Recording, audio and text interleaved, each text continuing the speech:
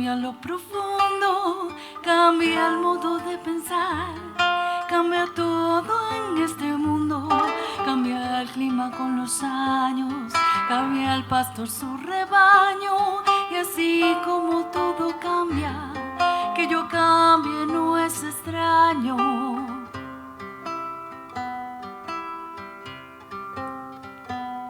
Cambia el más fino brillante, de mano a mano su brillo, cambia el nido el pajarillo, cambia el sentir un amante, cambia el rumbo el caminante, aunque el sol le haga daño, y así como todo cambia, que yo cambie no es extraño. Cambia, todo cambia. Cambia, todo cambia. Cambia, todo cambia. Cambia, todo cambia. Cambia el sol en su carrera, cuando la noche subsiste, cambia la planta y se viste de verde la primavera. Cambia el pelaje la fiera, cambia el cabello el anciano, y así como todo cambia, que yo cambie no es extraño, pero no cambia mi amor. Por más lejos que me encuentre, ni el recuerdo ni el dolor de mi pueblo y de mi gente, y lo que cambió ayer también cambiará mañana, así como cambio yo por estas tierras lejanas. Cambia, todo cambia. Cambia, todo cambia. Cambia, todo cambia. Cambia, todo cambia. Pero no cambia mi amor, por más lejos que me encuentre, ni el recuerdo ni el dolor de mi pueblo y de mi gente. Y lo que cambió ayer también cambiará mañana, así como cambio yo en estas tierras lejanas. Cambia, todo cambia. Cambia, todo cambia. Cambia, todo cambia. Cambia, todo cambia.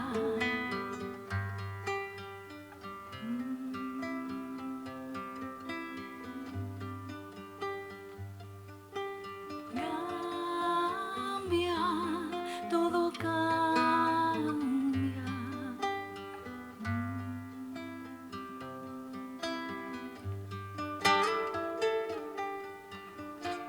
Cambia, todo cambia. Everything changes.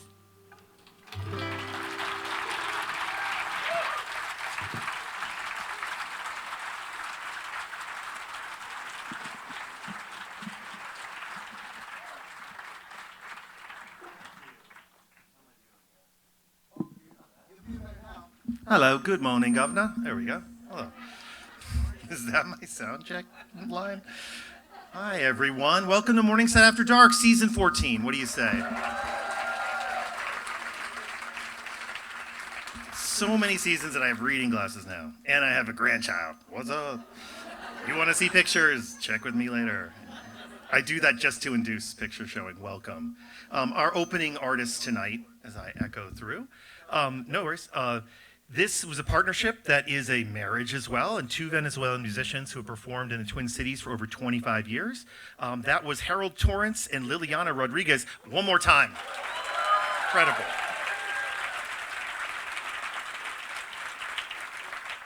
Welcome again to Morningside After Dark. We're here with you tonight in this warm, inclusive community, presenting What I Carried, a night of stories, readings, and songs. Joy is a form of resistance, and our shared joy tonight in the face of unprecedented hate, divisiveness, and racism from the leaders of our government is just one of the many ways you can help those personally affected by Operation Metro Surge. thank you for bringing a box of pasta for the Veep food shelf, or diapers and wipes for Source food shelf. Amazing collection there. So let's hear it for everyone who gave it there. Keep doing that. Keep sharing. We are in a house of the Lord, and we will pray with our feet. We are your hosts. I'm Jim Mahoney, and we have also Katie Vernon, who is about, and Rebecca Sorensen over here. Yes, more there. Going to read a few of the folks who make this happen year after year. Our sound engineers extraordinaire, George Scott McKelvey and John Robinson, here. Making the minute adjustments for every different kind of sound you could even imagine. Our stage manager is David Bilgen, who's here.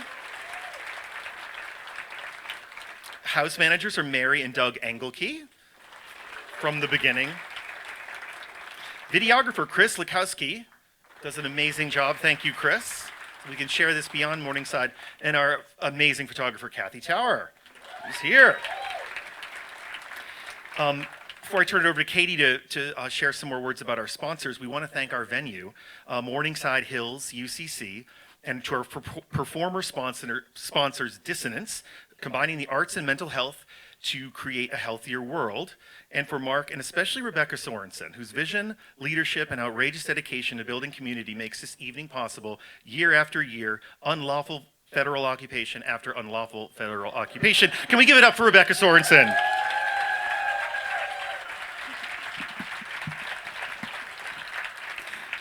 Thank you, and thank you to our other sponsors. We have some familiar faces, and we have some new people. So Tom Miller Real Estate, specializing in residential properties here in the near west. That's what they call it, that's funny.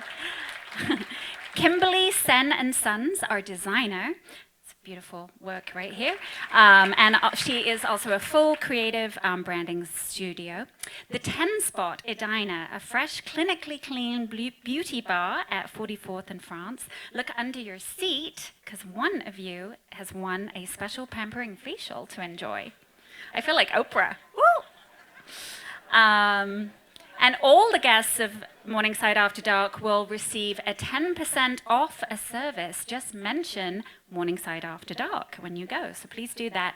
Our stalwart sponsor, Ashok and Yoga Fit Linden Hills, offering a week, yes, he's the best, offering a week of free classes for newcomers. That brings me to Serge and Jane, which I'm modeling. Thank you, it's very toasty. They are having a huge sale right now, 90% off clearance rack. That's like yard sale prices, so go there. They are a funky, laid-back lifestyle department store full of art, fashion, and vinyl LPs. They have LPs upstairs, very cool. And then that brings us to Hyperbole, the best podcast ever, featuring a hot dish takes on pop culture, news, and more. Oh, crepe. That was my only bit I practiced. It wasn't even good. We cannot fail to mention, oh, crepe. They are here. With freshly made crepes and warm beverages to enjoy during the show. Also, a special shout out to our community sponsor, Comma, a bookshop. They are not able to be here tonight, but they will be at our next show, and they are busy fulfilling book orders, so that's a good thing. So we're very happy, but they are swamped. I also want to just take a very quick moment to say that when you came in and you gave donations, thank you for doing that. There is a basket full of whistles. I encourage you to take a whistle, but think about what you will do with that whistle. It's not just a little toy. There are lots of opportunities for observer training by people that are experienced on the street, and they have been doing this work for about 6 years now, very much training people with how to compose yourself. It's stressful. You need a little bit of training and you need some backup. So grab a whistle, look into those opportunities.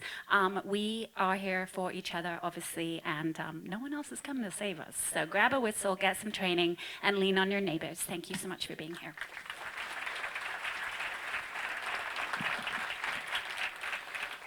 A teacher, poet, and activist, his work pushes for political, social, and economic change and for Black futures.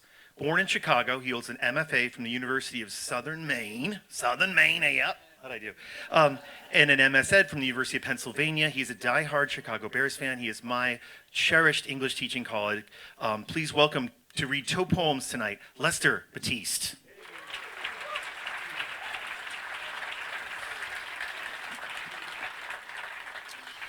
Hello, hello, hello. How you all doing out there?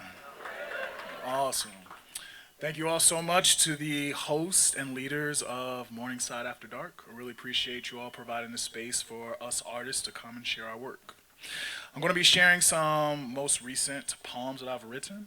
This first one is entitled 21 Gun Salute, aka When Was the Last Time July 4th Was Happy? Not sure about you. For me, it's been a while. Not since. Fuck nonsense. America steal on stolen land. What about her division still? Multiplying through, lies told see-through, 'cause the king's got on no clothes, boo! Can ice really melt American corruption that's merrily dealt? We taken the time machine to segregation. Did it age like wine? Did it make us great? What bout spraying protesters objecting the state? What about kidnapping by masked engines, gassed up garments and black bagging? That's what happens when you vote woke. Caring about others is woke. No wonder we broke. Pre-election news. They're eating cats and dogs. Post-election news. White supremacy unchecked like our president. Not new presidents. DJ-elect shun interference is none. Smirked smiles erect. Elon 44 billion to buy president, not new precedents. Breaking down systems so that billionaires can break the rules that hit them. Talking about we do it for the forgotten when they do it for the rich. Talking about being pro-life and they cut off programs that help when life's po. Talking about home of the brave, where they trying to make us debt-dependent slaves. Present immigrants deemed illegal, not different than past folks deemed ancestors. You play in my face, inscribe my body just to put me in my place. When rules are made law, policies emphasizes humanity's flaws. All we do is praise a history that few wish to look back on. So, if America pleases you, then tell me, what do you celebrate?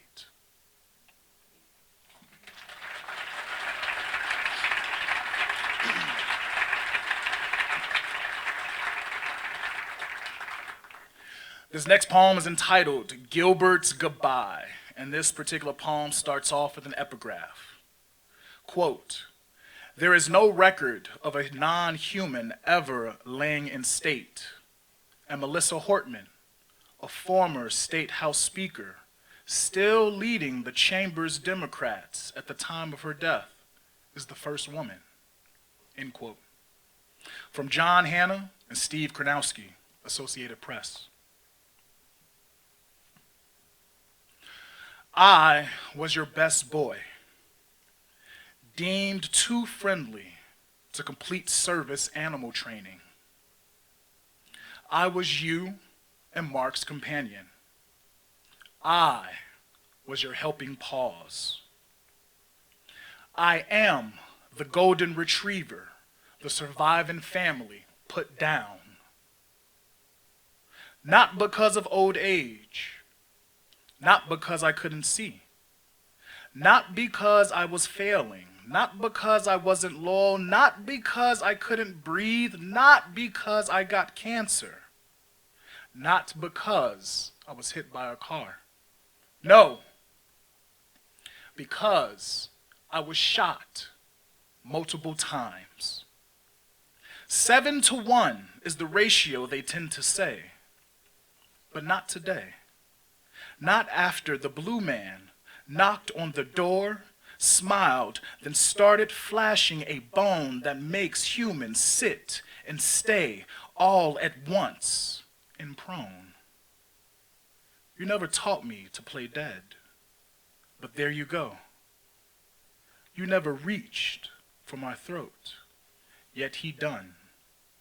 You never howled after you broke, so I did. I whined as you collapsed, licking your face as it felt like when I lift my paws out of snow.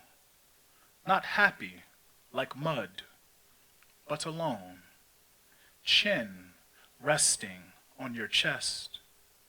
You yelled for help, but all I could do is heal at your side.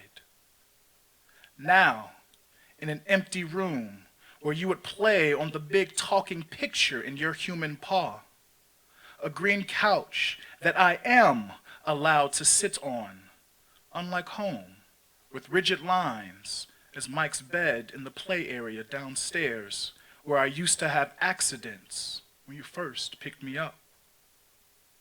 Folding metal, bright lights. My body doesn't know what to do. All I want, your snuggles and food. Wagging my tail tensely till I hear the key twist. Latch, unlock, and my head turns to you. Thank you.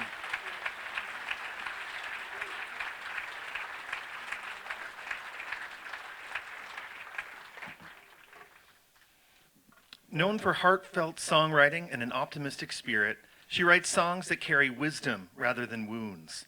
A survivor of breast cancer, she's also an award-winning children's book author and a Minnesota Women's Press changemaker. Please help us welcome Katie Tessman.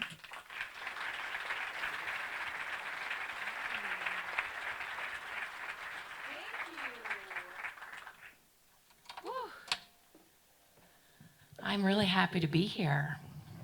I'm going to move this a little closer. You don't get through life unscathed. And I am very pleased that I'm able to grow old after fighting stage 3 breast cancer. My boys were ages 6 and 3 at the time. And I find a lot of peace when I'm out in the wilderness. And I have climbed Mount St. Helens and left my baggage up there at the summit. I have gone to the Boundary Waters, left my troubles behind in Tuscarora. And I've even gone to Ghost Ranch, New Mexico, and cleared my mind and came back feeling more like myself.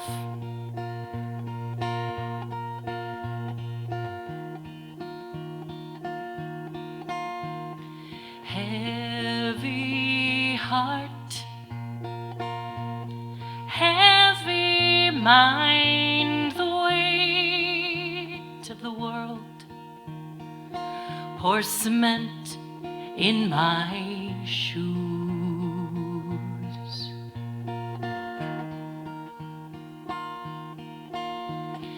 Breathing shallow, feeling shallow, dread spreading through my heart like a bruise.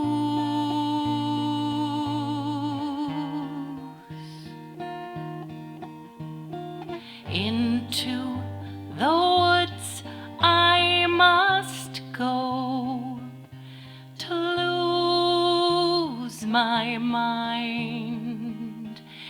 and find my soul.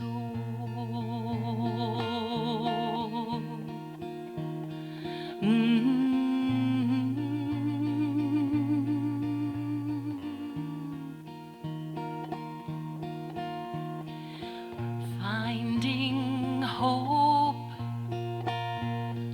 feeling hope, listen to the sweetest noise,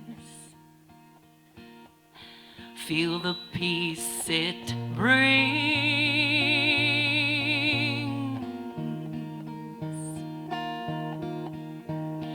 recall grace, recall kindness, marvel at the chaos and the simple things.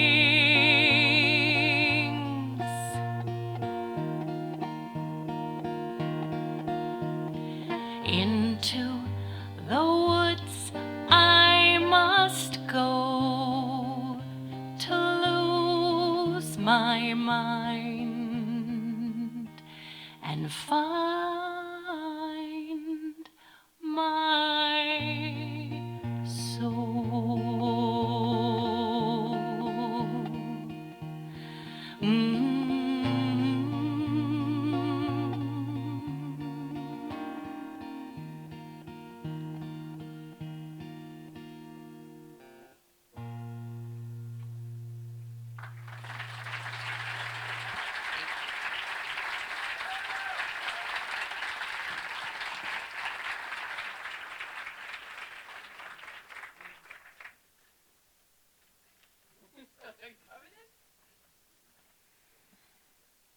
A director, producer, and writer who believes well-told stories can change the world, her award-winning films have played festivals across the globe. Her conceptual dance film, Kitchen Dance, premiered at the Minneapolis Institute of Art in March 2023. Let's welcome Mary Beth Romslow.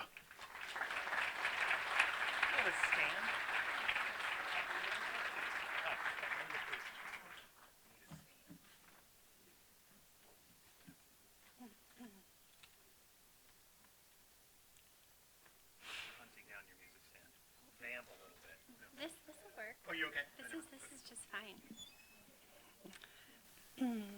Hi, I'm Mary Beth, and this is my love letter to Minneapolis.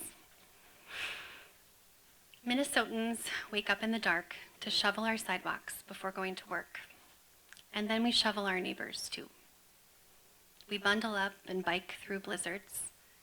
We wear the frigid cold like chilly badges of honor. We've learned how to endure the unimaginable without losing our softness. But how much tragedy can one city take? How can our hearts keep breaking like this? In the past decade, Minnesotans have suffered loss stacked on loss. Places we now carry differently in our bodies, and names we speak reverently. Philando Castile, George Floyd, Dante Wright, Amir Locke, State House Speaker Representative Melissa Hortman, her husband Mark, their golden retriever Gilbert, Fletcher Merkel, Harper Moisky, and now Renee Good and Alex Pretty. I've lived in and around the Twin Cities since 2005.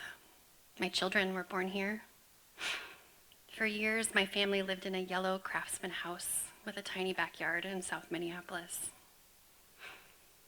The ache we feel now is cumulative. The grief comes in relentless waves. And yet, our hearts keep breaking because they are not closed. We have not adopted indifference. We keep breaking because we are still open to one another. That is the quiet miracle of Minneapolis. We have become professionals at care. We are veterans of showing up. We know what to do when the unthinkable happens. We check on our neighbors. We bring food, we share rides, we open our homes, we stand watch. On January 7th in Minneapolis, Renee Good, a 37-year-old mother, was killed by an ICE agent 7 blocks from where George Floyd was murdered. We live in a close suburb of Minneapolis now, and I was home when I heard the news. I watched it unfold on television, texting back and forth with friends from all over the world. The trauma of this tragedy brought me back to late May 2020 in Minneapolis, when our city was reeling after the murder of George Floyd.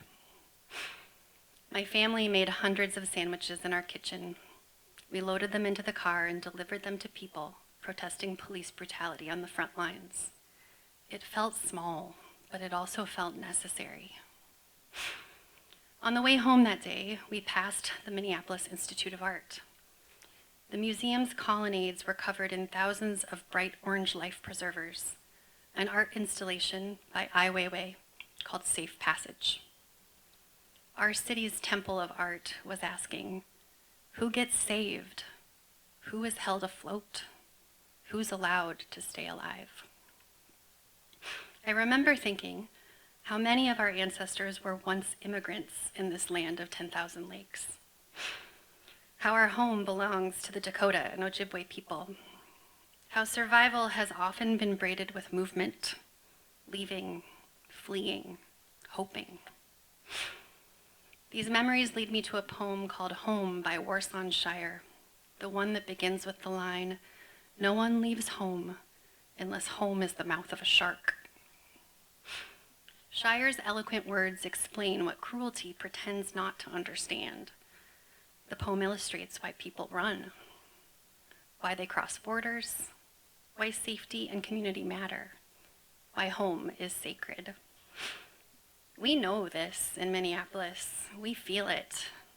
We don't need it explained to us by violent, masked men too cowardly to show their faces. So we continue to blow whistles when something feels wrong. We walk people home. We staff mutual aid tables. We pass out hand warmers. We stand between harm and those being targeted. We do not look away. We freeze out bullshit. Minnesotans know that grief can hollow out a place if it's not met with care. But we also know the assignment.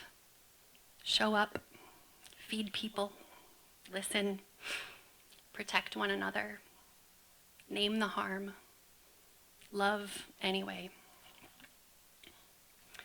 Right now, life in Minneapolis feels like being in the belly of a whale, dark, disorienting, and heavy with sorrow. We have been here before, but our broken hearts are not alone. Thank you.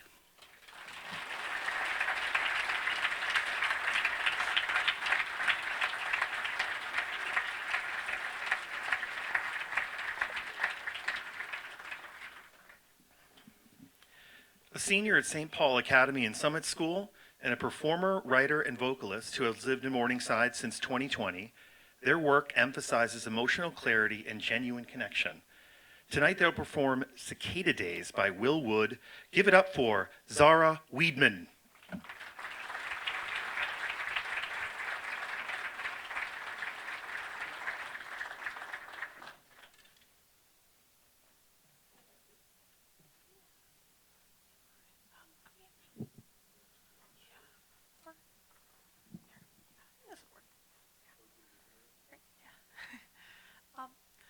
Hi, so I'm going to be performing a song tonight called Cicada Days by Will Wood.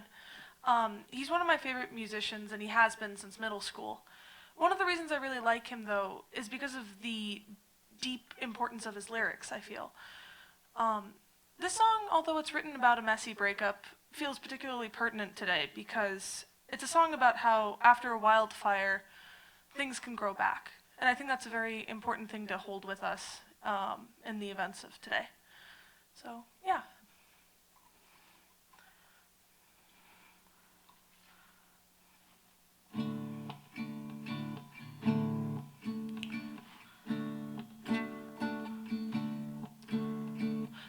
greener grass grows where the wildfires fertilize.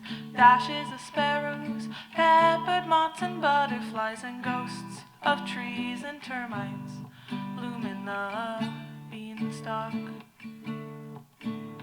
And if you get lightheaded when standing too fast, is it from shaking out the weight of phosphenes in the past? Salt deposits on warm little rivers that burst from our words. And God knows crying ain't gonna change a thing. She said take care, but I take more than I bring. She said it just feels inhumane to lose this much. 'Cause when you leave, you know you take more than your love. The seasons of cicada days we can make up. And I know it just feels inhumane to lose this much. Our nerves were braided under ceiling stars that were all glow in the dark, hanging over queen size. Purple waves of ancient chemicals just whisper.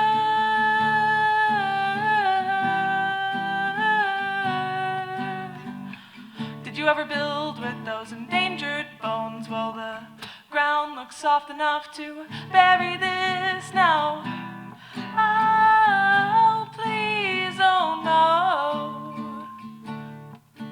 And my sponsor said do nothing, nothing works. And my doctor said don't do that if it hurts. She said it just feels inhumane to lose this much. 'Cause when you leave, you know you take more than your love.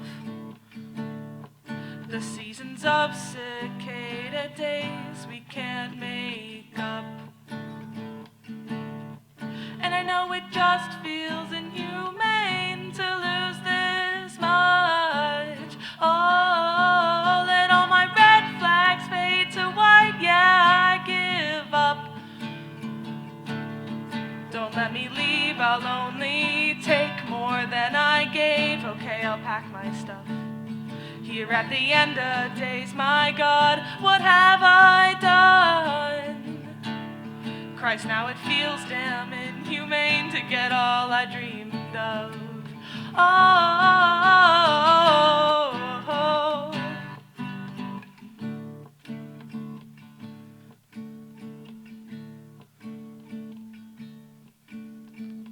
Keep coming back, it works if you work it, so work it, you're worth it. It won't if you don't, one day at a time. Tomorrow's too late, amen.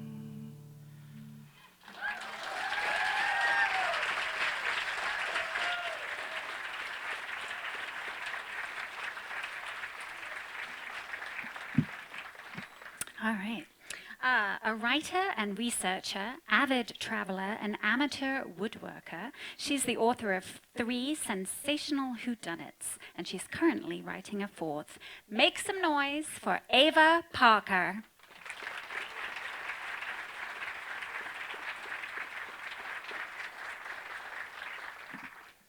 Hi. I'm Ava Parker. I know that bio was brief, but that's how I feel right now. So I took this kind of literally, so be patient with me. This is called A Play on Verbs, written and presented by the verb to carry. Good evening, Minneapolis. I'll just dive right in. At first, I couldn't really carry anything at all. A child of immigrants in ancient Rome, I was born a noun. Now, Latin was a new language at the time and still admitting a lot of immigrant words. And as a noun, my parents could have called me anything at all. something that would have been spoken by every Roman man, woman, and child. They could have called me baby, for example. Everybody knows what babies are. They're everywhere. You can't take 2 steps without tripping over a baby. I would have been a star if they'd named me baby. Instead, my parents, they named me Two-Wheeled Celtic War Chariot. The only time anyone noticed me at all was if they were at war with the Celts. Well, obscurity was not for me, and though I picked up a slightly broader version, or a broader meaning as time went on, it wasn't until I met a naive young Frenchman called Carrier that things really got rolling. Now, Carrier he had a lot going for him. Big things ahead. First of all, he was a verb. Second, he was very, very flexible. He could move things from place to place.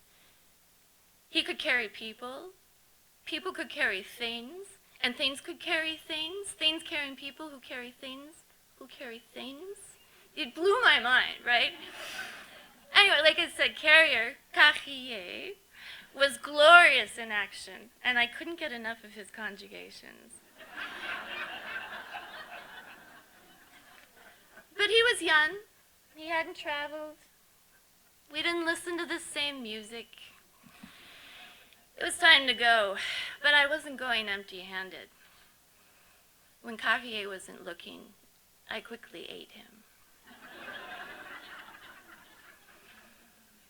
The transformation was instantaneous. I could move myself. I could move other things. I could move them away and then back again. I was a verb. A verb. A verb. I made haste for England to make my fortune, but found myself only one of many. All of Europe evidently had had the same idea. There were Normans here, there were Saxons there, and everybody was fornicating with the Anglos. Incidentally, that's when I learned how to carry a baby. Language, my friends, is a brutal business. A real dog-eat-dog world. And I was competing with words like gebären and ferien. At the time, there was only one way to secure my future, and that was to get a place in the Oxford English Dictionary. And I did. And hey, if I had to knock a few heads together to get into the first edition, it was worth it to me. I rested on my laurels for a while, picking up a few short-lived colloquialisms and cashing my royalty checks. But let's face it, I was all action and no metaphor. I was a brute. Now, you don't become figurative with your fists. It takes charm and nuance. I had to coax the meaning out. I had to take it to dinner, buy it flowers. But I digress. I began to carry out my own affairs. I could carry a tune. I could carry sway. It was marvelous. But I was always hungry for more. I looked to the west. To a land where taxes were low, colloquialisms ran rampant, and politics were in the hands of the best public speaker. America.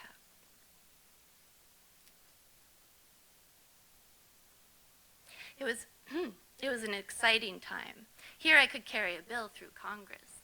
I could carry the strength of my convictions. I could carry my convictions too far. I could carry the ball, carry credit cards. I could carry a gun. I was rich and more famous than ever. But I neither stopped paying my taxes, nor did I give up my search for new meaning.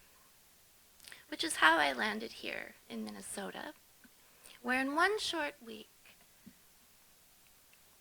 Minnesotans have shared so many things. I've learned, for example, to carry the message. I've learned to walk softly and carry a big stick. I've learned to carry the weight of the country on my shoulders and still carry my head high. But that fight is for tomorrow.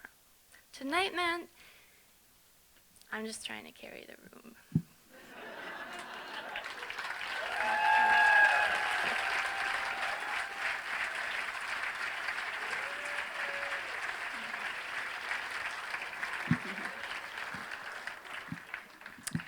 Next up, we have a Minneapolis singer-songwriter, high school teacher, and passionate environmentalist. He teaches U.S. history and journalism by day. By night, he crafts indie rock anthems with messages about climate change, late-stage capitalism, and holding on to hope. That's what we need right now.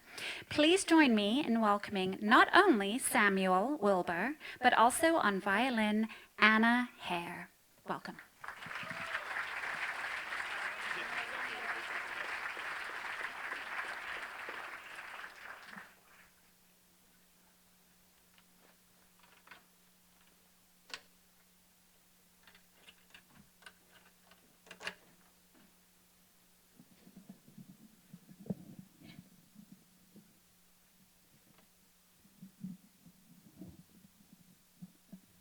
Good evening, everybody. My name is Samuel Wilbur.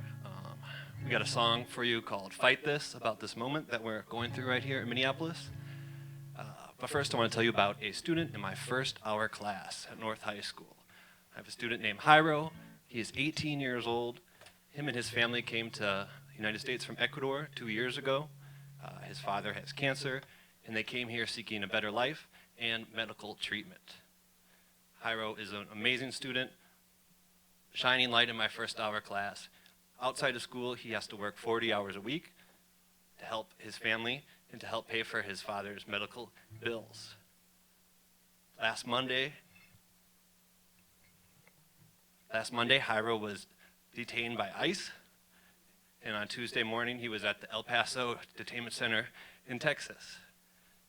His father and his uncle have been detained since then. So his mom is at home without her son and her husband and her husband's brother. I have some information about if anybody wants to help. I have a GoFundMe and a Venmo back there if anyone's interested in helping his mom during these times as they decide how to fight and sustain and either go back to Ecuador and to start a new life or attempt to stay here in America. This song goes out to Jairo, and it is called Fight This.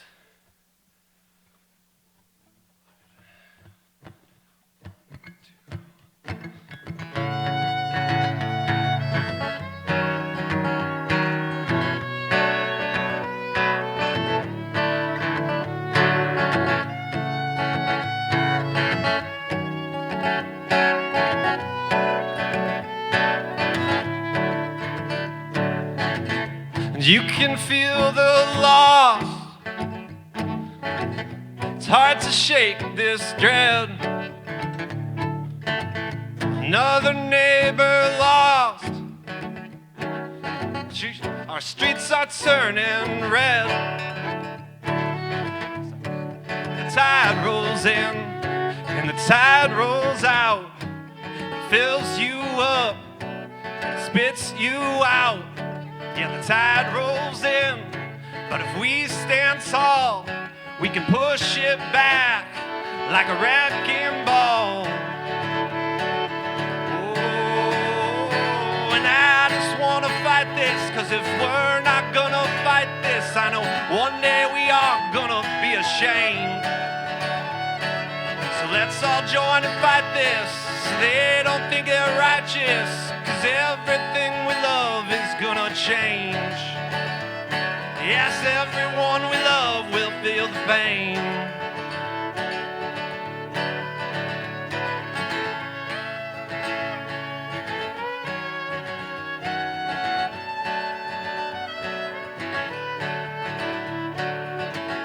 You can feel it getting closer.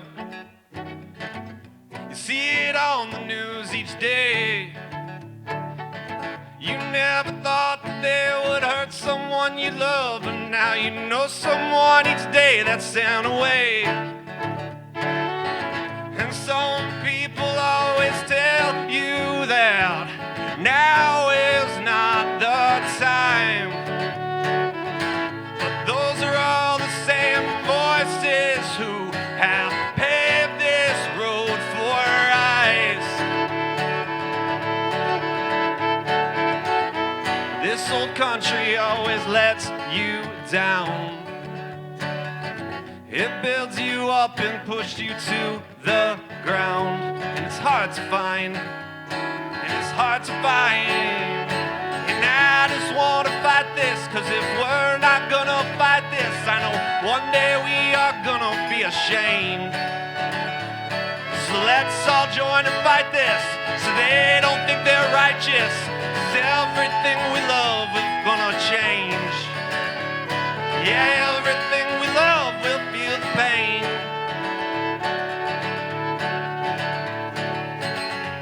And this country never gives you what you need. Just sit back inflicting endless cruelty. And it has broken us in half until we all dismissively thinking we all deserve it better. Yeah, we all deserve to dream. And I just wanna fight this, cause if we're not gonna fight this, I know one day we are gonna be ashamed. So let's all join and fight this, so they don't think it's righteous. Else everything we love is gonna change. Yeah, everyone we love will feel the pain.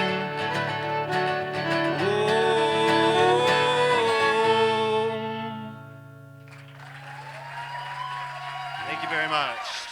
Appreciate you all.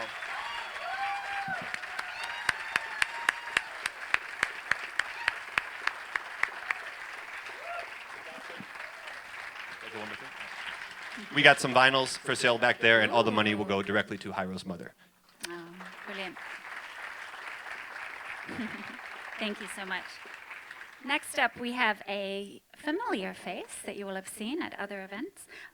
He is a humor columnist whose weekly column, Beyond Reason, offers wry and whimsical explorations of topics such as, it's funny because I thought this said hunting, but it says bunting. I don't know what bunting is. Bunting is like the little flags at a tea party. Okay, I guess I know what bunting is then. I don't know what you guys are talking about. Okay, bunting, cornhole, and the scourge of his conscience and psyche, pickleball. A varsity tennis player at Middlebury College, Rob's column is available on Substack. We're happy to welcome back humorist and screenwriter Rob Perez.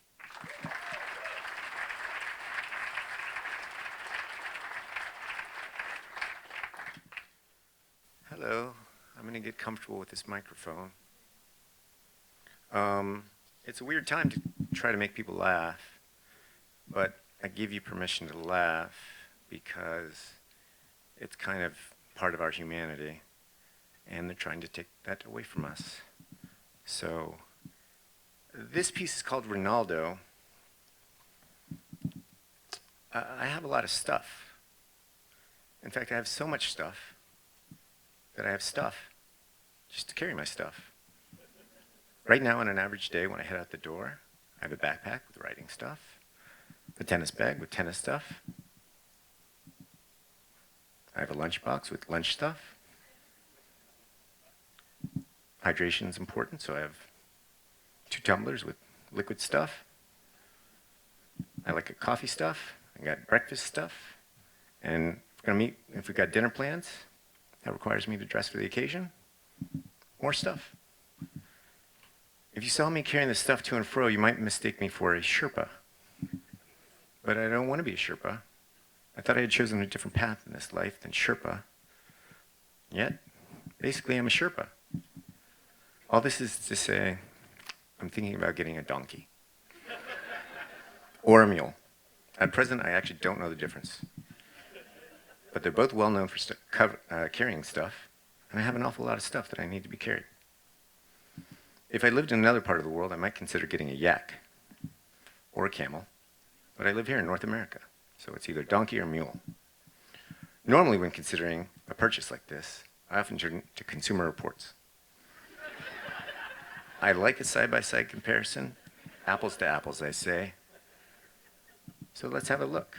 Consumer Reports on the 2024 donkey. Oh, I don't buy new because they depreciate when you ride them off the lot. Anyway, the 2024 donkey, pros.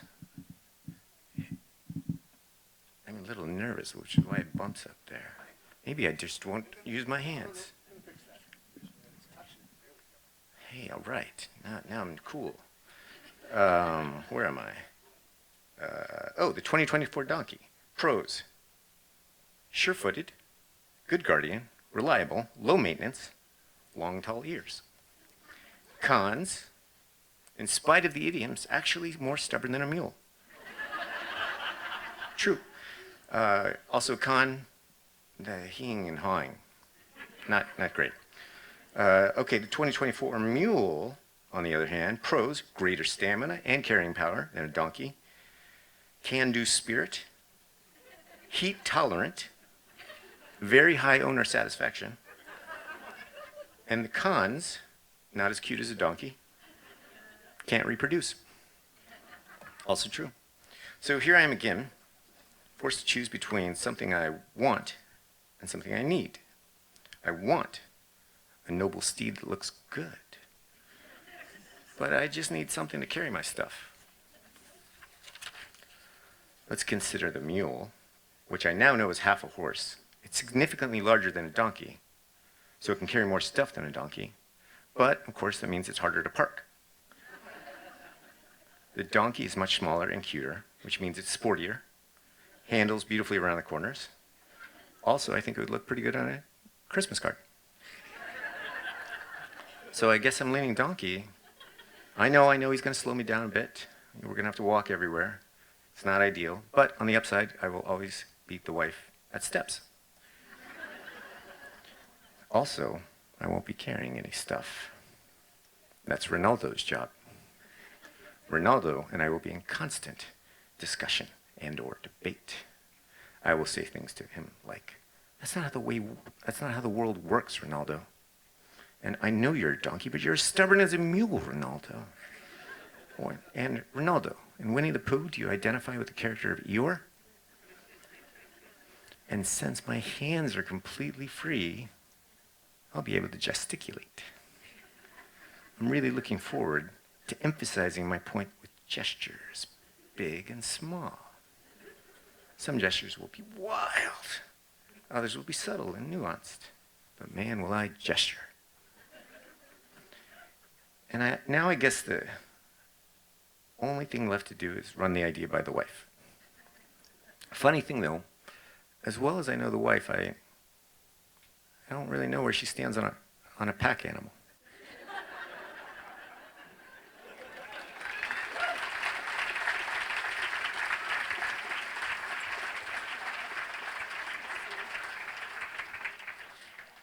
Hi, I'm Rebecca. It's great to see you. Thank you all for being here.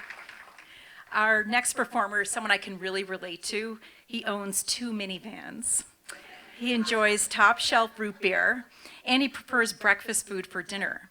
A stand-up records recording artist, he's appeared in festivals from Boston and Fargo to Minneapolis's 10,000 Laughs and Mexico's Akumal Comedy Festival. Let's hear it for Jeff Foser.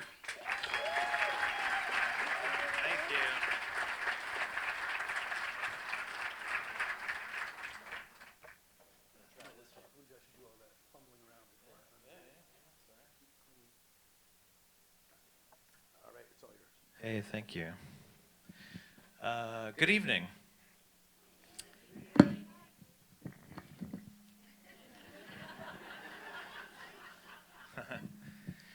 My wife died 607 days ago. Also, I'm a stand-up comedian, about to do my best to merge comedy with a what I carried theme in under 5 minutes while wondering if anything is even funny or important anymore. Now, luckily, I have 4 kids and a granddaughter to constantly remind me that things are still very funny and things are still really important. And because of them, I've spent the last 607 days working really hard to make sure I'm healthy and positive and grateful and kind. And part of that work has been letting go of bummer things I've been carrying around with me for years. I've also learned to let go of the should'ves, would'ves, could'ves, the menage a trois of self-condemnation. And as tantalizing as those 3 guilt bombs can be, I found they're actually unable to change anything. And thus they have no power, so they can be set down and left behind, which makes room for the beautiful memories and the stories that have more love and laughter than sorrow and heartache. I left behind a gluttonous and ungrowable version of myself. I stopped carrying around a goalless and progressless mindset, and I lived that way not because I hated me or blamed others for the distractions I felt, but because I was sick, because when someone you love gets sick, you carry that too. And I had to learn to care without carrying, to know what was mine and what I had to let go of, to know that unless my wife wanted to stop drinking, she likely wouldn't, and when her liver stopped working and her body shut down, we were all left behind. And the only way I can think to honor her is to live my best life, to keep laughing and making others laugh, to jog 10 to 20 miles a week at age 50, to find love again, to say yes to more things, to chase creativity and entertainment, to lead with love and kindness. And the gifts that my wife gave are still with me. She was my ghostwriter for the first 12 years of my stand-up career. And when I tell a joke that I made my own from one of her "here's what happened to me today" stories, it's a way to keep her memory alive. So I'll tell you a story, and I promise you'll laugh and feel a lot better than you did when you heard me first say that first sentence up here. This is a true story about Julie. She was so incredible, and apparently, and I didn't know this, after you squeeze 3 human beings out of your body, the 4th one shows up a bit different. Less than 2 hours after arriving at the hospital, my wife, who's been pacing around the delivery room now like she's bored, stops and says, "You know, my contractions are close enough together and intense enough now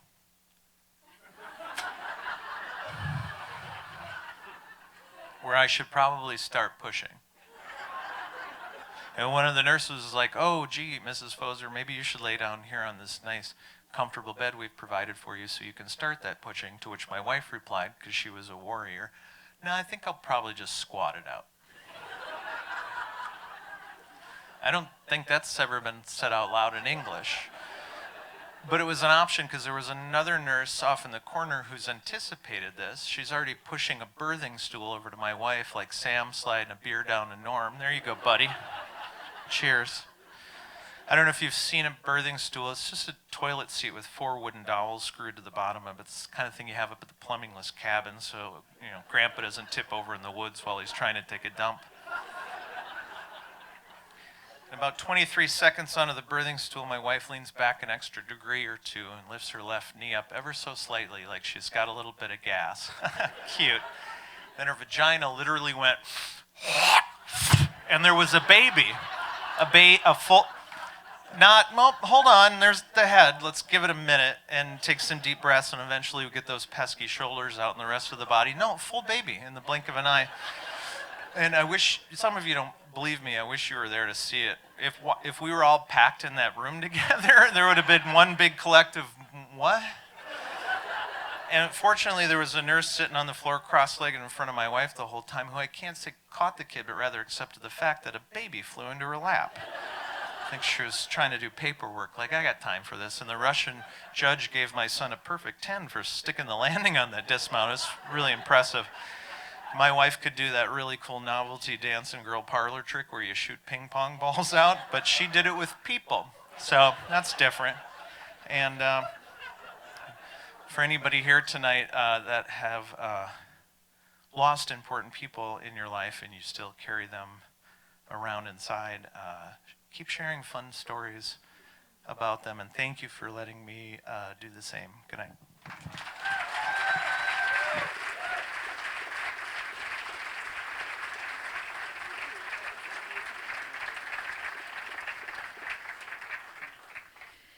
a Minneapolis singer-songwriter who plays in the Americana folk rock band Zoe Says Go. His lyric-driven songs weave socially conscious themes into tales of love, struggle, and wonder. His stories travel from faraway refugee camps and Spanish laundromats to the streets of the Twin Cities. A big Morningside welcome for David Dvorak.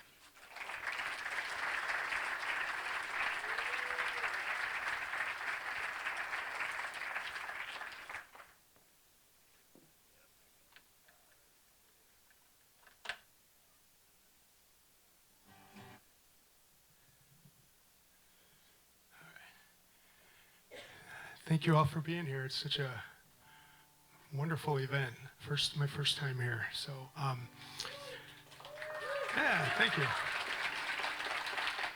I haven't even done anything yet. You can hold the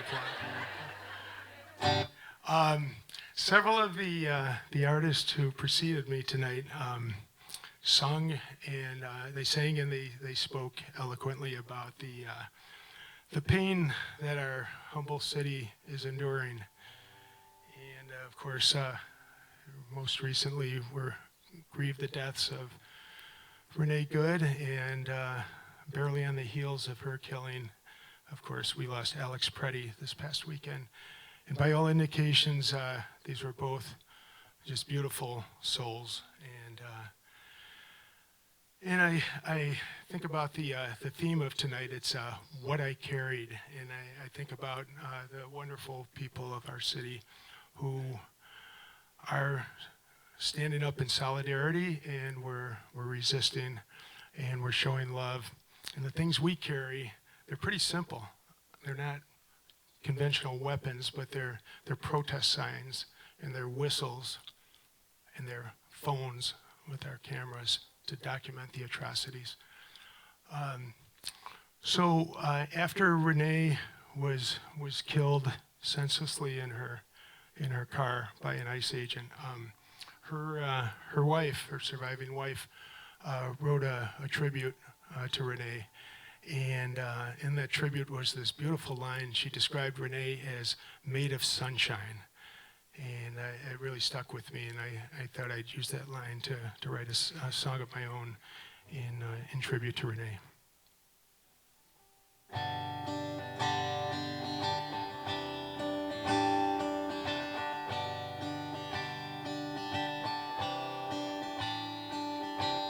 It's just another Wednesday. Everything seems cool. You make a little breakfast, drop your kid off at school. The radio's talking about some shit going down. 3,000 agents descend upon your town. And they're prowling the streets in the middle of the day. They're grabbing your neighbors so you get in their way. Soon they surround you, they curse and they shout. You pull away fast. 3 shots ring out. Then they twisted the story. You knew that they would. All them cynical lies fall apart because you're good. We all know that you're good. History will judge us by the things that we done. We showed up with whistles. They showed up with guns. But hearts beat with fury and passion it grows. Now there's gathering crowds.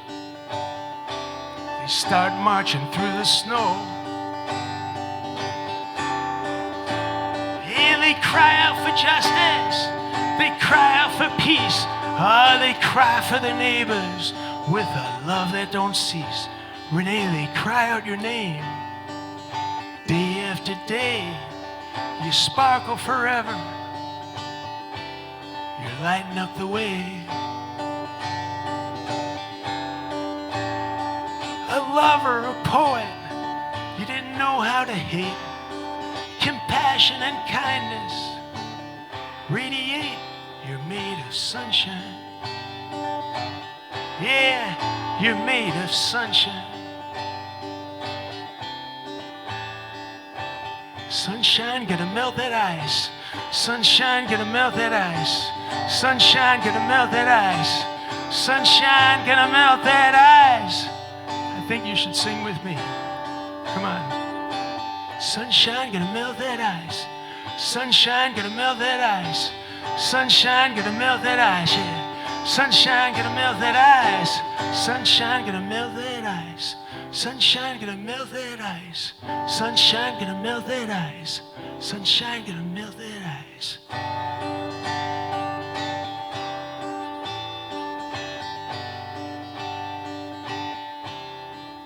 You're made of sunshine. You and Alex are made of sunshine.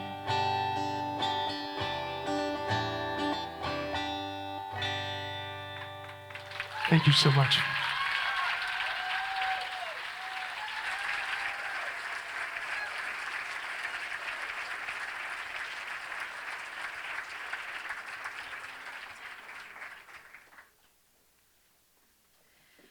A multi-award-winning playwright, director, and filmmaker based in Minneapolis.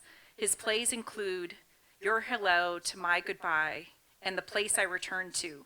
He works on local commercials, film, and TV, and is developing new work through an artistry residency at the University of Minnesota. We're honored to welcome Abdi Malik Ahmed.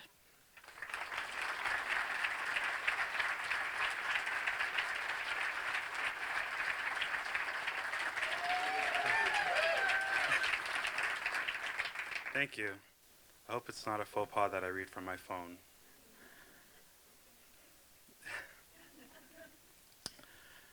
I recently had a falling out with my best friend and roommate, and have since been looking for a new place to live solo. I was aware that I had to tell my parents about this at some point, but I never made a specific plan to let them know that my living situation was changing or anything about why. I was visiting my parents' house a couple weeks ago when my mom asked me to take her to Home Goods. She suggested that we do some decor shopping together. We got to chatting in the car, and through her intense line of questioning, I ended up being forced to admit that I was looking for a new apartment because of a falling out with my friend. My mom tried very subtly to get me to divulge the details, but I couldn't. I don't really understand what happened there anyway, and so I had nothing meaty to meet my mother's eyes with. I don't tell my parents about things in development while they're still up in the air. The first thing they do will be worry, and then questions, and then more worries and questions until I inevitably figure it out and it all ends up okay, rendering the worries and the questions unnecessary.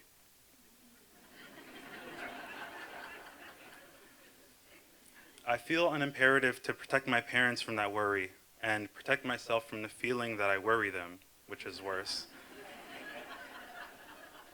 And the way to accomplish both is to just not tell them anything at all.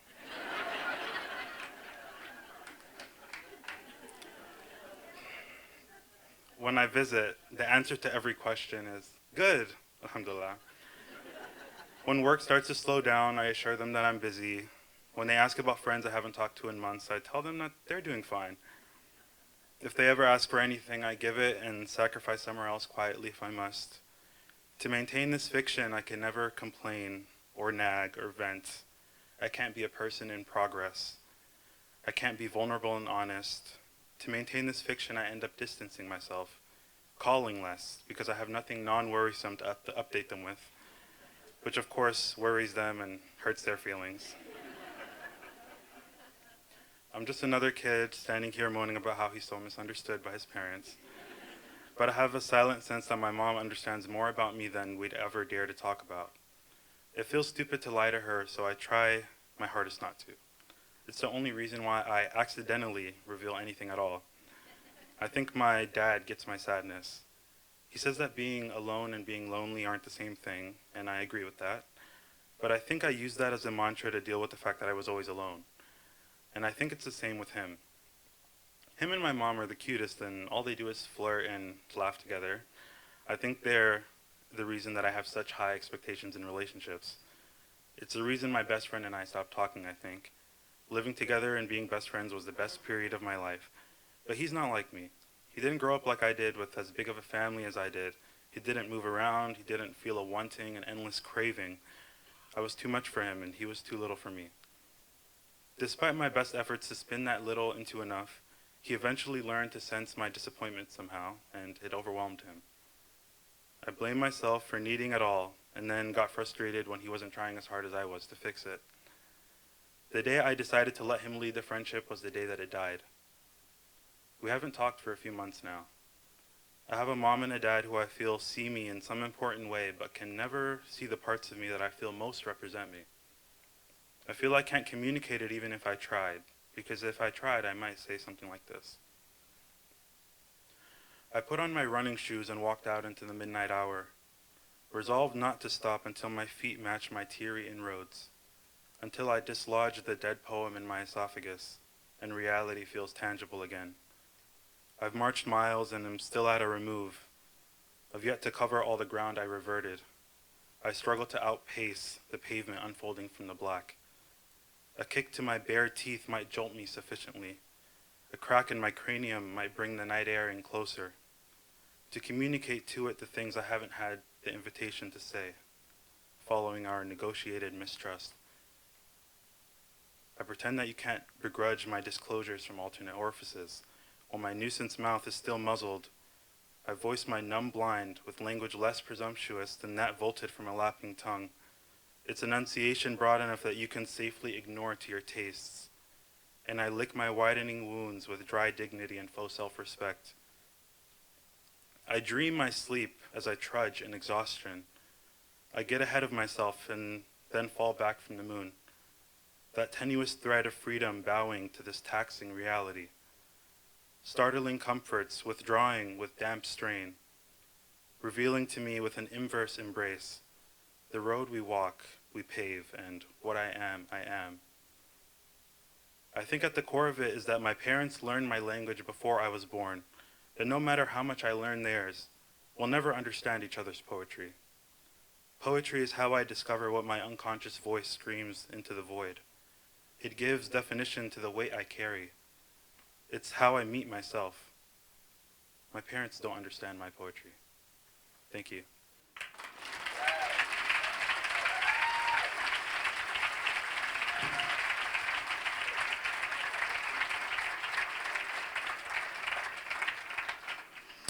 Her new album, Battle Cat, is rooted in folk music with touches of country and Americana, and she has thrilled and moved audiences both as a solo artist and performing and recording alongside artists such as Brad Paisley, Emmylou Harris, and John Prine. Please welcome North Dakota native and a Morningside After Dark favorite, Andra Suki, joined by Jeremy Ilvesacker and Janie Winterbauer.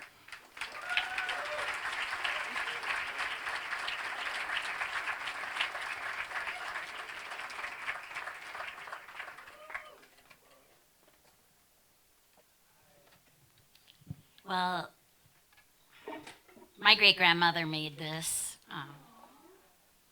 so I try to think about those kinds of things, because the enormity of one sentence, like what we carry, is usually made more important when we can remember that a lot of other people carried a lot of things that were just as important to them, if not more, than the things that we worry about all the time and pretty much take for granted. So it's too bad that it is things like what we're witnessing right now, that things like this have to happen for us to come together like this, but I'm very grateful that we live in a place where we're still able to, so we should. Anyway, this is Jeremy Ilvesacker and Janie Winterbauer, who are some of my favorite people. And I just have to say, too, that we're really fortunate also to be in a community that has this many talented. I mean, I'm going to go back and I'm going to look up every other person's work because I want to hear more. So. The song is called Don't Say It's Over.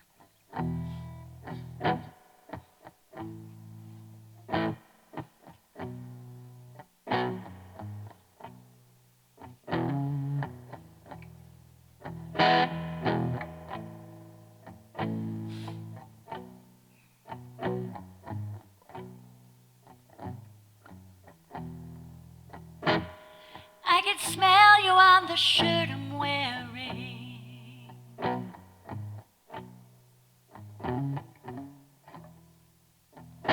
In the middle of my day, utterly defenseless, I render.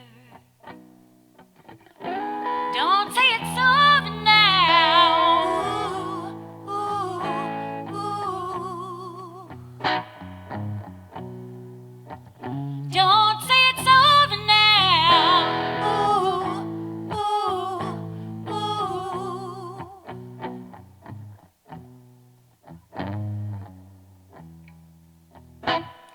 I see people walking, talking, smiling. How can they just live like that when deep inside I think I'm dying? Don't say it's over now. Ooh, ooh, ooh. Hey, don't say it's over now. Ooh, ooh, ooh.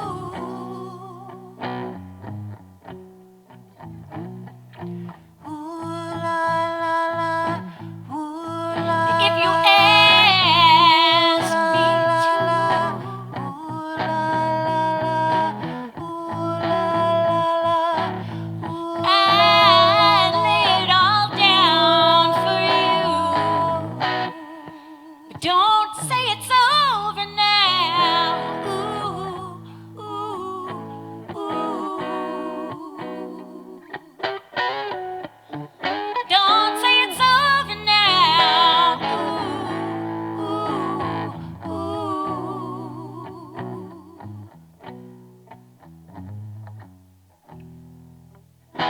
I can think of a million reasons I should walk away.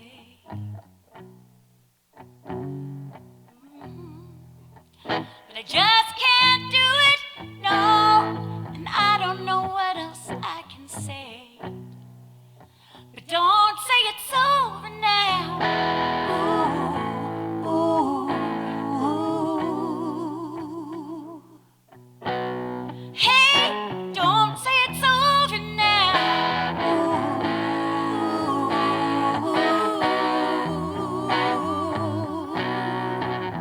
oh,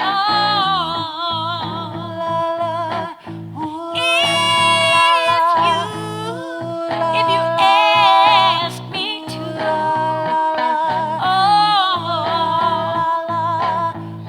I'd lay it all down for you. Don't say it. Oh, ooh, ooh, ooh. Hey, don't say it's over now.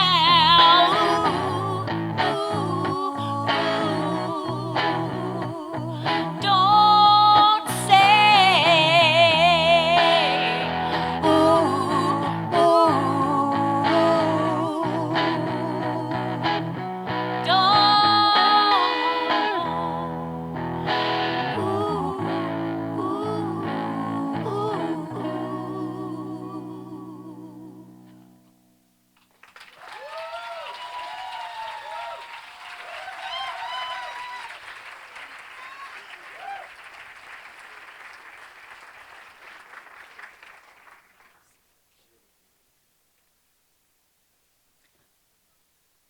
A Vietnamese American refugee, Minnesotan spoken word artist, poet, children's book author, and single co-parent father. Let's give a warm welcome to our final performer, Bao Phi.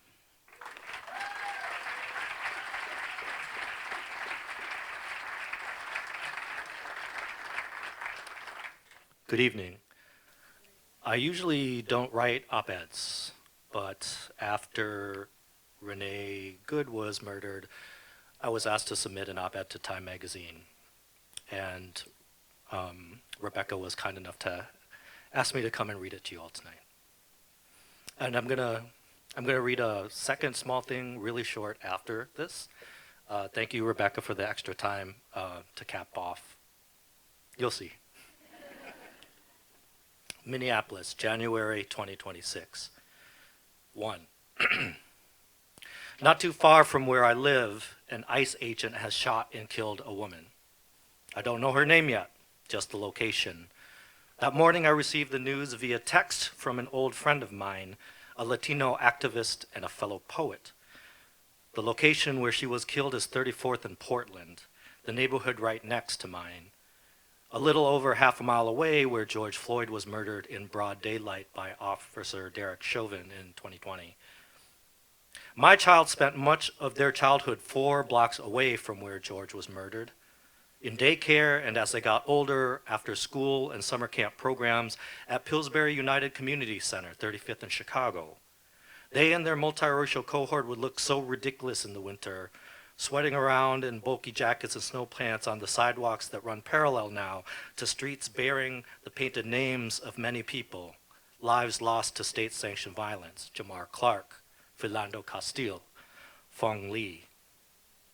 Renee Good. She was a poet and a mom. Her wife and partner bore witness to her murder. Even as I watch the video, I cannot imagine it. There are colorful bits of stuffed animals jutting from the glove compartment, splashed with her blood. A few months ago, about 3.5 miles from where Renee Good was murdered, a shooter opened fire during Mass at Annunciation Catholic School, injuring 14 and killing 2 children between the ages of 6 and 15. And a few months prior to that, Melissa Hortman and her husband, Mark, were murdered in their homes in Brooklyn Park, a suburb about 15 miles away. I think of the distance I and my family came to this country, to Minneapolis, 50 years ago. My father, a soldier who fought as an ally to the U.S. When the communist military rolled into Saigon, we had to flee everything that my parents and my older siblings knew and loved to avoid his possible imprisonment, torture, and execution, and come to a country where the majority of the population did not want us, even though we were their allies.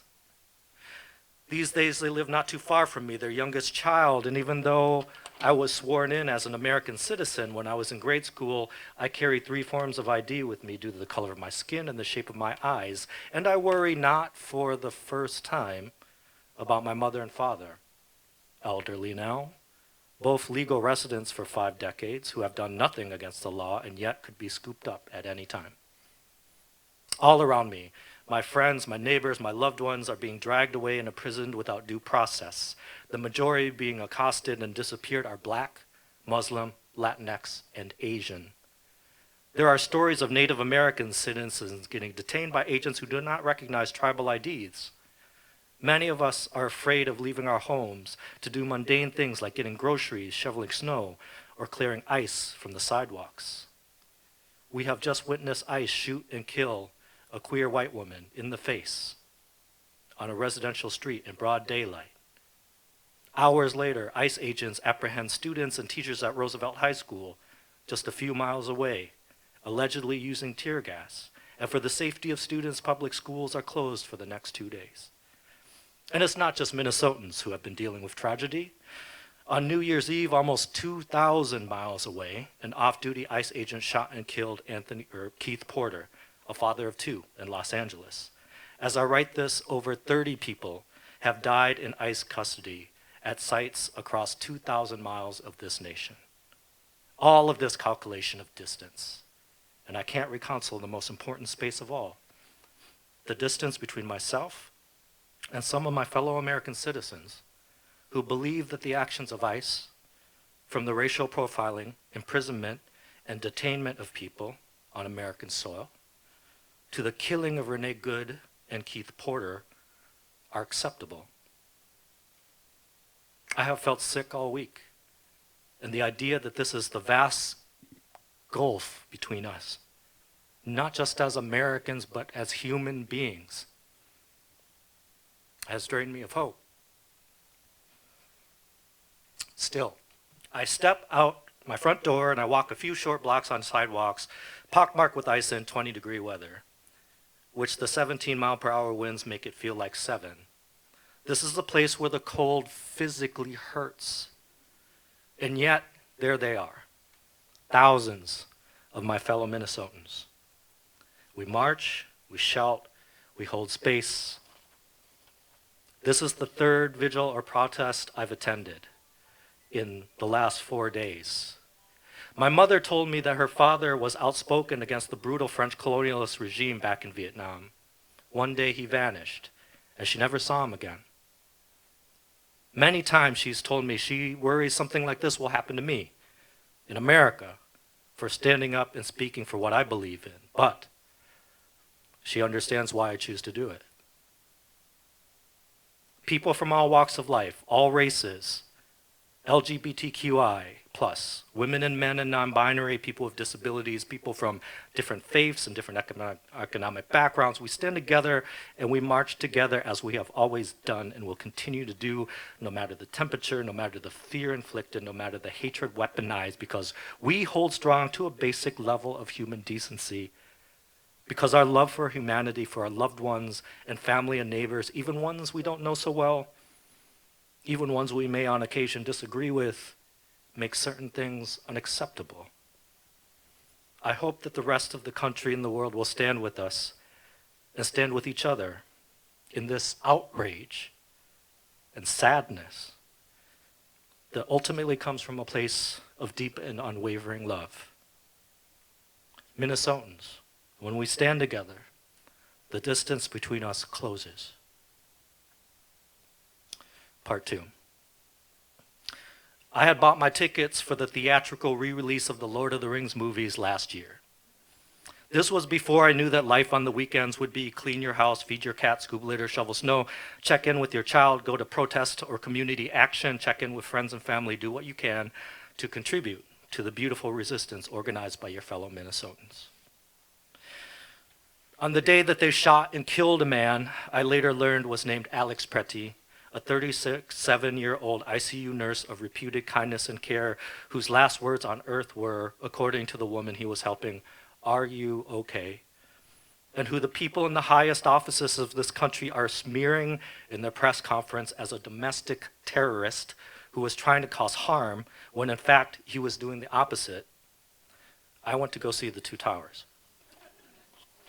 My father, elderly veteran of the American War in Vietnam, who 50 years ago, along with my mother and older siblings, saved my life as the other side shelled the airport with rockets trying to kill us as we tried to escape our own country, had just called me on the phone and asked me in Vietnamese not to leave my house here in Minneapolis, where we both still live, because government men are in the streets shooting people left and right. I am late to the movie because I had attended a protest at the site of Alex's murder, an area that I frequent and that I love. I can't concentrate on the film. But near the end, if any of you have seen the movie, I'll remind you, there's a heavy sense of dread. Everyone feels hopeless and exhausted. Frodo feels he cannot go on. And that's when Samwise Gamgee begins to speak. It's like in the great stories, Mr. Frodo, the ones that really mattered. Full of darkness and danger they were, and sometimes you didn't want to know the end, because how could the end be happy? Folk in those stories had lots of chances of turning back. Only they didn't, because they were holding on to something. That there's some good in this world, Mr. Frodo, and it's worth fighting for. I could hear in the dark of the theater many of my fellow Minnesotans sobbing in recognition. I want to tell them and all Minnesotans, hold on to each other. No turning back. Thank you all.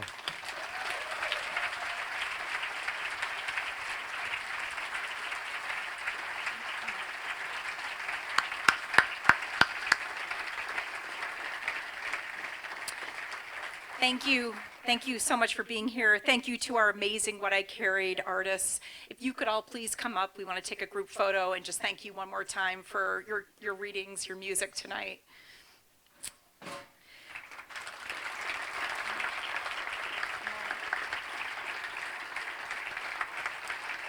While they're coming up, yes.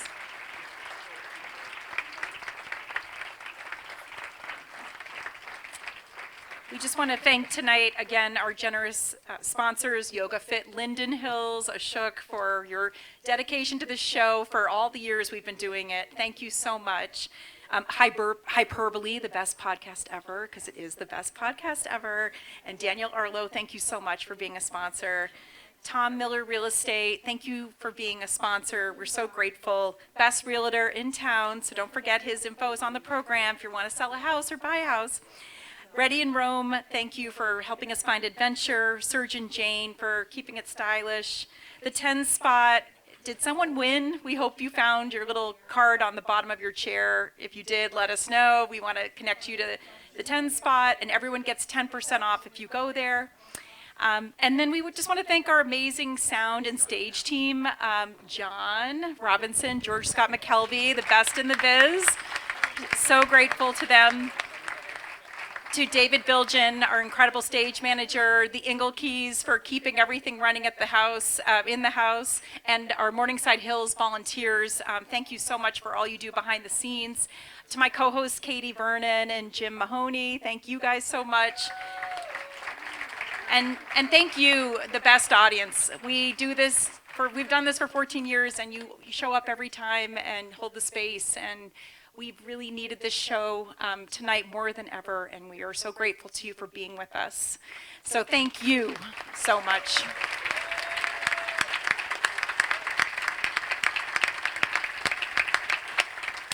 We are going to do this again next month, February 23rd, so save the date.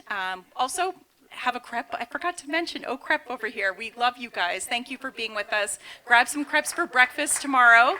And they'll be back with us again February 23rd. Until then, please stay safe and be brave. And we can't wait to see you again for What I Let Go. Thank you.